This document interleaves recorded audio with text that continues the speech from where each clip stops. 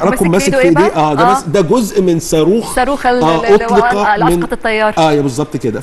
يعني اطلق هي موضوع الطياره اللي وقعت دي مجنناهم. ايوه طبعا. يقول لك كانوا بيفخروا بسلاح الجو الاسرائيلي. هو بيقول لك سلاح الجو الاسرائيلي هو ذراع اسرائيل الطويله التي لا تقهر يعني. هو بيقول لك اقوى ما عنده سلاح الطيران بتاعه. هو الحقيقه ده لحد المواجهات اللي على الارض عاده هم ما بينتصروش فيها. هو بينتصر نتيجه انه سلاح الجو اللي عنده عالي جدا. فخورين بقى ان هو امريكا الدولتين الوحيدتين في العالم اللي عنده اف 53 اللي هي بيسموها طائره شبح يعني لا ترصد بالرادارات العاديه.